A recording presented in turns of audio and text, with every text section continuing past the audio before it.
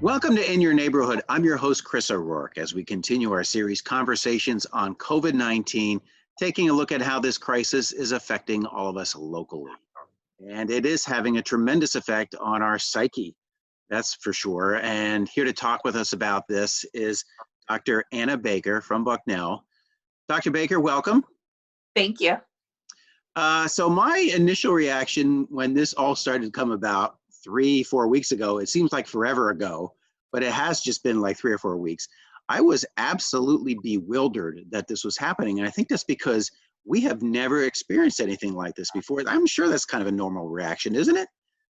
Oh yeah, absolutely. It is a normal reaction. Most people who are alive haven't experienced anything very similar. Some people are making some comparisons to 9/11, but it's still a very different situation. Other comparisons I've heard is World War II, being in London during the bombings, those types of situations. But yeah, this is a very unique situation, and a lot of the reactions we're seeing are very normal. So since the bewilderment, it's been overtaken by on and off anxiety. I mean, when you think about it, you start to get a little worked up, but there are also times when you're out playing with your kids in the yard and things feel normal because we haven't really been hit hard yet. We're not New York City. We're not Italy. So is it typical to have those kind of feelings that where you're going in and out of anxiety? Yes, even in high stress situations, your body can't sustain that high level of physiological arousal that goes along with anxiety. Everyone can describe what anxiety feels like, right? We all know what that physiological, sensation is of anxiety. And so our body can't sustain that response for extended periods of time. That's why, for someone who has anxiety, a lot of times we'll do exposure therapy because basically you're teaching someone that their anxiety will naturally decrease over time. And so even when we're in a situation that is making us feel anxious because we actually are in danger, we can only sustain that high level of arousal for a short period of time.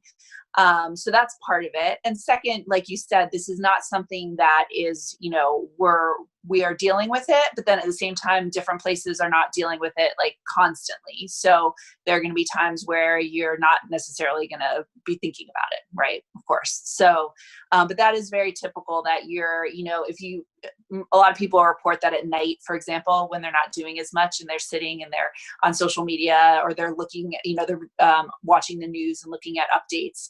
That's when they start to get that anxiety coming back. And that's because it's salient again. We're thinking about it, right? So is stress a main driver for something like this? So when we talk about these fear or anxiety reactions, usually it's a typical reaction that we would have when we feel like we're in danger. Or anxiety a lot of times is a response to, may not be like our lives are in danger, but we're worried about, perceived threats, right? Or things that are going to happen that are going to cause big problems for us. And I think in this situation there's a lot of, threats to people's jobs. People are worried about money. People are worried about childcare, all sorts of things, right? And so there's a lot of things to be anxious with, and there's a lot of uncertainty. We don't know how dangerous the situation actually is to some extent, right? We don't know how much of a risk we personally are at. We don't know how this is going to affect our jobs. So you have the fear response that goes along with possibly being in danger or having these negative impacts from that danger. And then you also have that uncertainty where we don't know what's going to happen. And the information is constantly changing, not because we're getting wrong information per se, but because the data just isn't there, right? Like a lot of people want an answer and there is no answer even from experts because we just don't know yet. And so we're constantly getting updated information, but that can make us feel like the information is constantly changing, which adds to that level of uncertainty. So those two factors kind of combine in a perfect storm and make it really difficult for us sometimes because, it is a stressful situation. There is that fear. And then there's also this uncertainty that goes along with it where we don't know how long this is going to last. We don't know what kind of impact it's going to have. So all those things kind of build up together. Does the discussion of the uncertainty of who dies and who doesn't, that's also playing into it as well? Oh yeah, absolutely. I think what's especially problematic for this virus is that, we hear certain statistics, like it's more likely to affect a certain age group or with certain underlying conditions, death rates are higher in certain ages. However, we see stories, and part of it is just our current environment with social media, the way it is, and people being able to share personal anecdotes and stories. A lot of times we see those stories that come out of, the 6-week-old that died, right? Or, younger people getting affected by this. And part of it was spread purposely because a lot of younger people weren't taking it seriously at first. And so, some of this was done to say, hey, you're not invincible. Like, you can still get hit by this, even if you're not in those high risk categories. So I think because those stories, while they might be still statistically rare, we are more likely to see them and hear about them. And there is some amount of unpredictability compared to other viruses or pandemics that have happened previously, or other spreads like Ebola or H1N1. This virus is a little bit more unpredictable. And because it can spread without symptoms, because it is affecting seemingly healthy people sometimes, that adds to that uncertainty and feeling like we don't have control over the situation. And there really isn't a playbook to how you react to something like this. You could go a whole range of emotions. Yeah, and because, like you said, oh, sorry. I spoke with someone the other day, interviewed someone the other day, who said he was going through the 12 stages of grief. Yeah, yes. I've heard it compared to that as well, because our daily lives are being so disrupted in a way that we've never had to cope with before. So we might have had to use coping skills for certain things in our lives before, but nothing to this level, and we've never experienced anything like it. And so a lot of us are still learning how to deal with it, how to feel normal, how to handle, a lot of people's coping mechanisms, what we do to cope, is taken away to some extent by social isolation, which we can talk about. But I think, because of that, we're adjusting. It's a situation that we need to learn to adjust to. And we have a lot of times when we do adjust to situations, we have previous experiences that we build off of, right? Oh, this is like X, Y, or Z situation, and this is how I handled it. And we learn that even as children. And so I think part of the problem right now is that we don't have those previous experiences to build off of. Yeah, you mentioned 9/11. I know personally that the night after it, and probably the next day, I just sat and watched TV all day. So is it kind of along those same lines where you just try to react to something like that? We might have experiences of how we reacted in another situation, 9/11 being a good example. And I saw an article recently from an academic who'd been in a situation where her life was disrupted because of, I think she was in a country that was dealing with more of like a wartime situation. But she talks about how it's typical to, and we need to give ourselves kind of the ability to adjust, right? And so that doesn't necessarily mean jumping into those color-coded schedules and, learning a new skill right away, et cetera. And for academics, there's a certain level of publications and productivity and classes for people who are teaching. And if we don't give ourselves that few day period to adjust and just, process the situation and be able to come up with deal with it, like you're talking about the stages of grief, the denial, the acceptance, and then learn, okay, now that I've been able to, and we call it processing, right? Like whenever we deal with a situation, we have to process that situation, a difficult situation. And so I think that we need to give ourselves time to process it and then make those adjustments, because a lot of us, because we haven't dealt with this before, we don't, they're saying, to grocery shop for 2 weeks. Well, most people don't grocery shop for 2 weeks and have no idea what you would need for 2 weeks, right? And we're still learning that. Now, as weeks go on, we'll realize, okay, I actually need this amount of eggs or this amount of toilet paper, et cetera, for 2 weeks. And then we can make those adjustments. But that's not something we know off the bat. It's going to take a little trial and error. Same thing with homeschooling your kids or trying to be productive. We have a whole new routine. Most of us do not work from home and have never been in that situation before. And not only are we working from home, but we're dealing with other things in our lives too, whether it's children or family members, et cetera. And so learning how we need to adjust takes a little while, right? So you brought up something that apparently we're all having trouble adjusting to, and that is empty grocery shelves. What is the phenomenon behind the toilet paper purchasing, the hand sanitizer, Clorox wipes just absolutely gone from grocery stores? How do we react in that way? There's a couple different things going on. So we talked about there's a lot of uncertainty. And when there's uncertainty, we look for things that we can control. And I also talked about social media and how you're bombarded with these images of empty grocery shelves or people saying, oh, hey, this store's out, this store has toilet paper, or whatever it is. And we also talked about, we go back to experiences we've had previously, or other situations that we do know about. And so like I'm from Florida and we have hurricanes there. And one of the things we do during a hurricane is we do stock up on things like toilet paper or water, because you may not be able to leave your house to actually get some of these things for a decent period of time. And so that we're told to get a certain supply of that.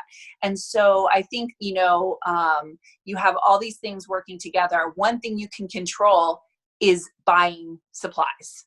And what happens is when we control that, it makes our anxiety go down.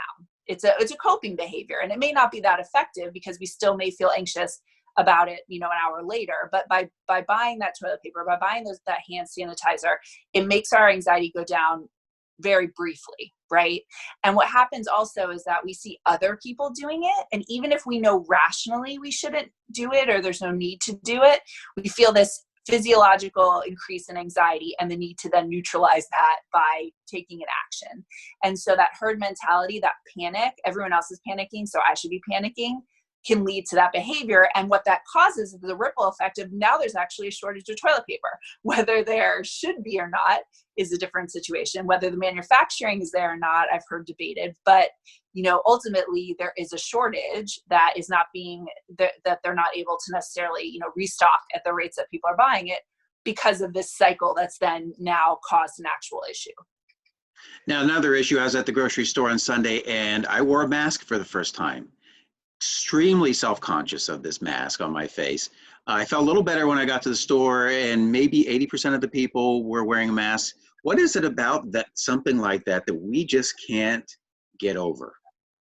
Putting on a feeling mask. Self-conscious about wearing the mask? Feeling self-conscious about wearing a mask, being stubborn about wearing a mask. Oh, I'm not going to wear a mask. Why would I wear a mask? Why do we have an issue with stuff like that? I think it's just really a big departure from what we normally do. You've always seen kind of other countries, particularly Asian countries, they do tend to wear masks more often. And then of course there was a lot of debate in the beginning about whether masks work, whether we should be using masks, right? So that kind of fed into it. There was almost like it shifted where people who are wearing masks initially, everyone was kind of giving them a look like, what are you doing, right? And then now it's, if you're not wearing a mask, we've been told, oh, you don't wear a mask for you, you wear it for other people. You're protecting other people from you. So now you're seen as kind of a selfish person if you're not wearing a mask, right? Like you don't care about spreading it to other people. So there's this kind of phenomenon going on where you had that shift in information and it caused that shift in behavior. But masks are not the most comfortable things in the world. And just from a sense that we're not used to seeing them around, we're not used to wearing them. It creates that barrier that we're not used, even if it's more of a psychological barrier, when you're covering your mouth and your face, that's not how we interact socially in most cases. So I think there's it's just really not part of our normal way of acting. And it just brings, again, that salience that things are not normal right now. Right. Now you brought this up twice, and I get the impression that social media is not helping this situation at all, not helping us emotionally, I would say, or deal with our feelings. Is it a bit of a downer for us to be on social media all the time in a situation like this?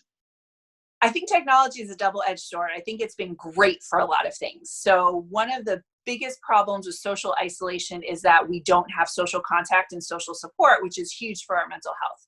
And one thing that technology does allow us to do is feel connected to people, whether it's through FaceTime, Zoom, or even Facebook or social media where we are actually interacting with other people. And so I do think that social media and just technology in general can be great for people to have social support and feel connected. However, because we are socially isolated and at home and not doing as much and not as distracted by daily things as much, we are using it way more because that's one of the things we have access to, right? And it can also lead to behaviors where we're constantly getting updated information, right? Even if we're not trying to. People are posting articles, it's just constant updated information on this virus. And I think it is good to stay informed. I don't want to say don't engage in watching the news or reading the articles that are coming out. I think it's important to stay informed. But when we're constantly doing it and it's constantly being updated because of the way we disseminate information at this, right now, I think that leads to it constantly being, you said you went outside and play with your kid, you may forget about it for a little while, but if you're sitting and you're reading these articles over and over, it reminds you again, right? And so I think by engaging with it too much, then we can cause ourselves to have increases in anxiety. So I think it's important to maybe set limits and think about like how much you're using it, and maybe determine when is the best time to use it. Maybe not late at night before you're going to bed. It's going to disrupt your sleep, right? Maybe you should be checking the news articles in the morning after you wake up. Maybe you should be doing limits on how many times you're actually checking these whether it's social media or the news. And so there are things to do to limit it so that you're not just constantly being bombarded with it. And I think that is helpful for people, especially people who are feeling really anxious and are constantly wanting updated information. I think that goes back to the uncertainty, right? We want an answer. And right now, more data is coming out, but we don't necessarily have an answer. And things are changing so much, it lends itself to reinforce the behavior of checking. So a good example of this is I'm pregnant. I'm due in June. And I know that you had a couple days span where in a lot of places, but I'm just going to use New York as an example, right? In New York, hospitals weren't allowing partners to come in for births and for labor and delivery. And so you had like a 3-4 day span where people are giving birth without their partners. And then the state health department, or I forget who, came out with a statement that said that hospitals should not be denying partners. And so now they're allowing them again. But it got updated within within a couple of days, the guidelines changed, right? And so it's reinforcing then to be like, oh, I need to check in case something's changed. I need to check in case there's more data out or there's new guidelines, right? It just lends itself to that reinforcement of that checking behavior. Are the reactions we're experiencing different for different age groups, like say young adults who we see out on spring break on the beach, obviously reacting differently than say parents who are at home dealing with kids who are at home, and then the elderly who might be self-isolating to stay safe? It's interesting you say that, because I find that a lot of people I've talked to are actually extremely frustrated with the older generation, with their parents, for not self-isolating as much. It's almost like they're as bad as the younger generation that felt like they were invincible. I think that, yes, I think the reaction is different. I think we tend to be scared of things that are, again, salient, right? And so if we've never had experience with something, or we don't have a lot of experience with something, then we might downplay its significance. Whereas, we tend to, you see this with vaccinations, right? So like people are often scared of their child getting autism, even though there is no link, right, between vaccines and autism. But because they know people who've had children who are autistic, but no one has seen their neighbor deal with polio or measles, right? So we do find that when there is an outbreak, it leads to greater vaccination rates, because people are like, oh, polio is scary, right? I should vaccinate my kid. And so I think that you see that in younger generations, where the fear, part of it has to do with brain development and feeling invincible. We know that there are differences in like young adulthood and adolescence, which is they aren't, they don't understand that they are more susceptible than they are. So there's a little bit of just a cognitive development there. But I mean, like I said, we're seeing it in older generations too, that maybe aren't taking this as seriously as kind of that middle group that have kids and are more worried about, for me, when my daughter started daycare, she was getting sick constantly. And we had to deal with RSV last year. And it was just horrible to deal with, because she was just miserable. She was 8 months old, so she didn't have to be hospitalized, but I hated having to see her like that and deal with that. And so for me, even though the likelihood of her getting severely sick is low, like I know what it's like to deal with her when she's sick like that and how awful it is. And so I think, for different groups, we have different reactions. Absolutely. And parents are dealing with a different situation also, because it's not that other groups aren't dealing with infecting others, like, spouses, et cetera. But when you're a parent dealing with a child, it's a little bit different too. So how do we cope with all these feelings we're going through? So the first one that I always emphasize, I think we already discussed a little bit, is social support. And so we have access to a lot of technology now that allows that, you see stories of people doing Zoom happy hours with their friends, or, online trivia with groups of people, things like Zoom and FaceTime, and just the internet has allowed us to be able to really engage in social distancing while still getting social support. So I think it's really important to continue to engage in that on a regular basis. I talked about that physiological response that we have to fear and anxiety. And I think what's really important is to do things to help us handle that physiological response. And one of the best ways to do that is to do things that relax you. And exercising, getting outside, making yourself tired, breathing. When we do deep breathing and our exhalation is longer than our inhalation, that actually we know physiologically relaxes our body. Taking a bath, whatever it is that makes you feel relaxed or that tires you out physiologically or makes you feel, just going outside and taking walks a lot of times will make us feel better. And so engaging in those things now, in those activities, and trying to counteract that physiological fear response is also very helpful.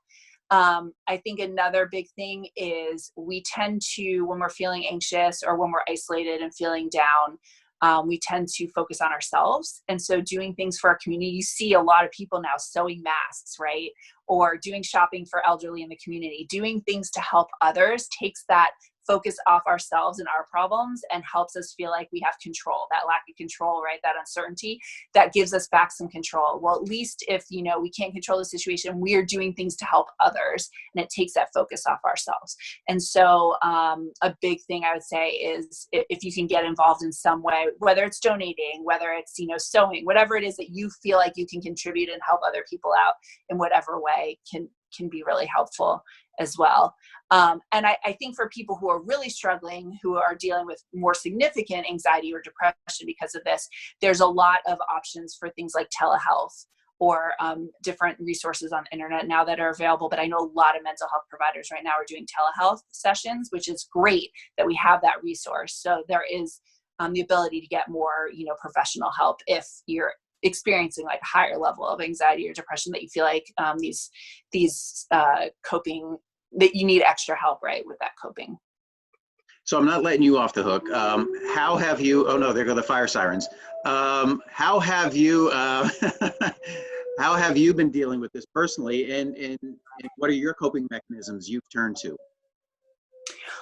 So I think that, having a sense of so we talked about adjusting and having a sense of normal routine. I think I didn't mention that a second ago, but I think that's important as well. And I'm not saying those color-coded charts that you see online where people are creating these crazy schedules of productivity. I just mean, doing things to make you feel like you have a new normal, right? And really spending time, for me, I'm not alone. I have a 2-year-old and my husband at home. And so just focusing on, I've been exercising every day because I find when I exhaust myself, it's easier for me to sleep. I feel less anxious. The more I can tire myself out physically, I feel like that helps a lot for me. But just being able to spend time with my daughter, talk to family through FaceTime. I've done not happy hour because I'm pregnant, but we do like chats with friends, or Quizzo with friends, trivia. And so engaging in, so I think, I've tried to engage in those behaviors that I'm saying are good coping mechanisms. And I think, just especially in terms of me being pregnant right now, I think it's important not to let the anxiety cause you to react in a way that will make things even, for me, for example, I know a lot of pregnant women are really worried about today I had my gestational diabetes test. So I went over to Geisinger and I did the blood test that I needed to do. And I know a lot of women are, should I go to my appointments, et cetera. And I think, you don't want to put yourself or your baby in more danger because of fear of the virus, right? Which, it's a cost benefit and we don't know a lot of the data that's going to come out, but keeping in mind, trying to put things in perspective, right? And keeping in mind that, the risk actually, if I wear a mask and I go in the morning, there are ways to mitigate the risk and it's still important for me to get these tests done, et cetera. And things, right now we don't have a lot of control. There aren't a lot of answers and it's an ever-changing situation. So just trying to, like I talked about before, keep informed, but limit that exposure and try and keep everything in perspective is helpful. Okay, Dr. Anna Baker from Bucknell University, thank you so much for your time today. Thank you. I really appreciate it. I had a great time.